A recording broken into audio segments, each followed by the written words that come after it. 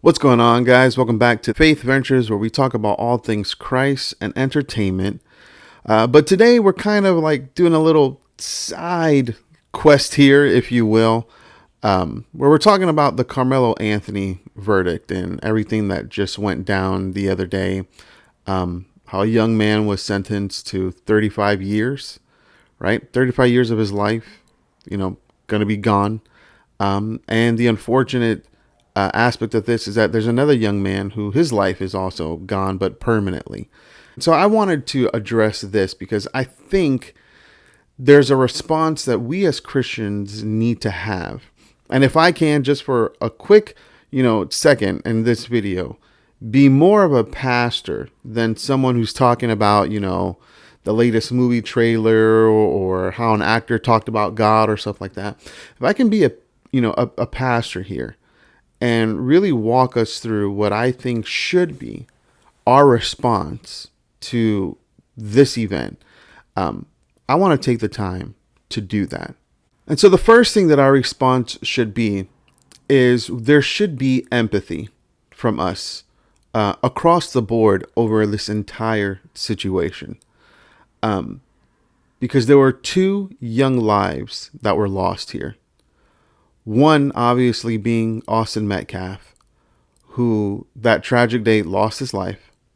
I believe he was he 17, 18 years old? But no more. Lost his life in a horrific, nonsensical action, right? And his family has to deal with that for the rest of their lives. His mother said something so powerful yesterday when the verdict came down as far as Karmelo Anthony getting the 35 years. She was like, you should be blessed. Something along the fact of like, you should be blessed that you got 35 years, right? Because I have a whole lifetime where I won't have my son. You get 35 years in prison, but I get a whole lifetime of not having my son with me. I mean, powerful. And then also, there should be empathy, yes, even for Karmelo, and yes, even for his family. And I know there's a lot of thoughts on him, a lot of thoughts on his family, and something along the lines with the money that they raised, and a lot of shadiness and things that are being said. And that's not really my emphasis of like why I would say to feel empathetic for him. But I would mainly say to feel empathy for him because it is very clear that this young man believed that his actions were warranted that day.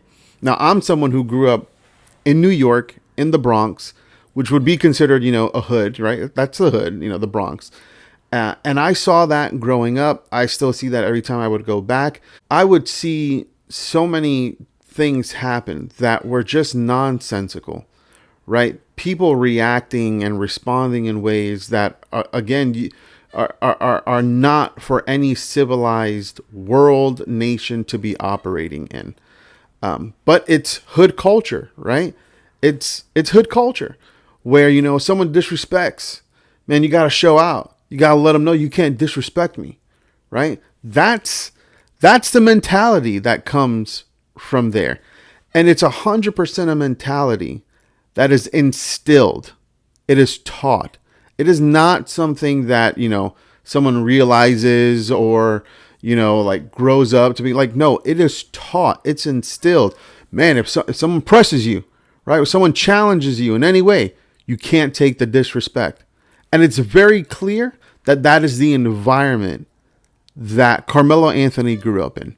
Now, the second thing I believe that as Christians, we need to really be prioritizing in this moment is that we need to be people who are telling the truth. We need to be people who are telling the truth. In cases like this and in so many other things, there are so many people putting out false narratives, right? Misinformed opinions. And as a Christian, we shouldn't be doing that. We should be people who are like researching things, right? We should be people who are waiting for the evidence, waiting to see what is happening. We shouldn't be emotionally led type people. For instance, one of the one of the popular theories out there, or the quote unquote facts that were being presented out there, was that Carmelo Anthony was jumped by all of the boys that were present under the tent. And that ended up being proved as false. That's not what happened. Once the video evidence came out, right, it clearly showed that this was just a confrontation between two individuals. And it happened so fast, and it goes against everything that was being said by particular individuals, people out there who are trying to portray a narrative, right? But I see it across all of social media, this divide of, even now, so we're now after the trial, people can literally go on YouTube and watch different news outlets that were all there, that all had a representative like in the courtroom, and who are all saying, this is what the video showed, this is what was being said, here's what the prosecution said, here's what the defense said. And you can easily discern what the facts are. But there are still people now even perpetrating falsehoods that are just not true. And we can't be people who operate in that way. Again, a lot of this is mixed with politics. A lot of this is mixed with, race issues, right? All these things are coming to head. What we can't do is let our own personal beliefs dictate, right, what we want to happen or what we think happen. So if you're a Democrat, liberal, Christian, right? If that's your position, okay. But you can't let that position blind you to what very clearly happened in this case, because it has nothing to do with Democrat, Republican. It has nothing to do with like race, like it has nothing to do with that.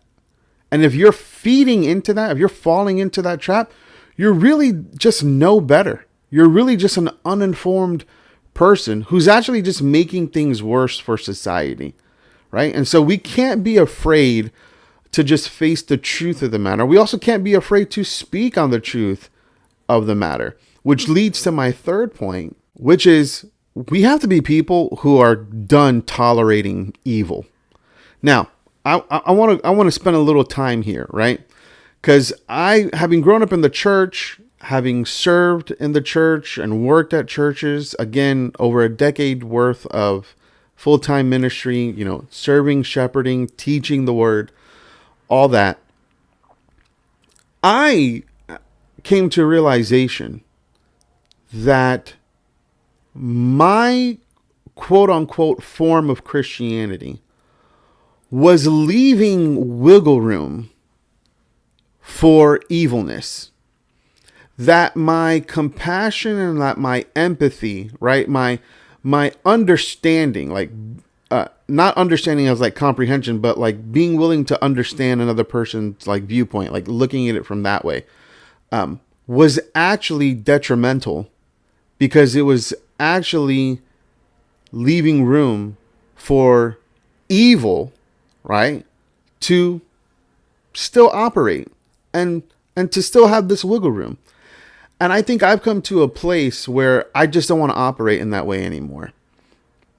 And if you want to say what radicalized me, although I don't think radical is a really like impactful term, but the murder, the assassination of Charlie Kirk really opened my eyes to, hey, you know what? A lot of us, we have the same issues and talking points like Charlie does, but we're not out there. We're not actually engaging. We're not actually talking, right? And we're not actually confronting the evil that Charlie was confronting. Because there are people out there who, are hurting, who have identity issues, who are really struggling. And from a pastoral level, I want to meet that person there and help spiritually guide them. But within that same framework of individuals, there are also individuals who, kind of like Joker, right, from The Dark Knight, right, Alfred, they're just people who just want to watch the world burn. And what I was realizing is that my way of Christianity and how I was conducting myself was just leaving room to allow people who clearly want to watch the world burn it. And I don't think that that's Christian. I don't think that's what God calls us to do. I think God actually wants us to confront evil, which means that when something is blatantly not just wrong, but it's also evil, there should not be any fear in calling it out, no matter what it may look like, no matter what the world may then want to demonize and cast you as being, right? Doesn't matter. It's evil. Abortion is evil.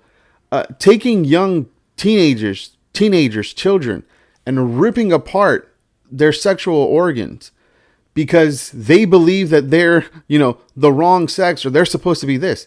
That's evil. And in a case like this, when you have people, after the evidence has been out, something they can easily go look at, choosing to just say, hey, even though all the evidence shows that this guy did it, just because he's black, I'm going to support him to the point where I will even, raise hell and get in other people's faces. That is evil. And so we should not be people who stand for that. We should be people who, even when our own friends, our own members of the church, when they're saying something along the lines, right, that's going along walk in step with this evil ideology, we need to be calling it out. Again, even if it causes discourse, even if it gets things uncomfortable, it doesn't matter. We should not be lock in step and leaving any room for evil. That is not biblical. It is not what God wants us to do. We are supposed to be people who are bringing light to a situation. Like Paul says in Romans chapter 12, verse 21, do not be overcome with evil, but overcome evil with good. And that good, right? That good would mean that we are people who are empathetic, that we are people who are truth tellers, and that we are people who do not tolerate and speak against the evilness and the evil things that are happening in this world. And so I just wanted to take this moment to bring light to that situation, to be a pastor in a sense and let you know, hey, I think this is the way we should be operating, not just with this case, but with so many other things, right, that are happening around the world. I think if we follow these three things and we search the scriptures and we are led by God using discernment, we will be people, right, that other people can look to for guidance, for stewardship, right, for advice, to be that light in a very, very, very dark world. But also with the maturity to understand that a lot of people won't like, right, our advice. They won't like our stewardship. They won't like what we're going to say as far as, hey, this is the way we need to be operating, that you need to be operating. The world doesn't like that, right? But it's the truth, and we can't be afraid to speak the truth.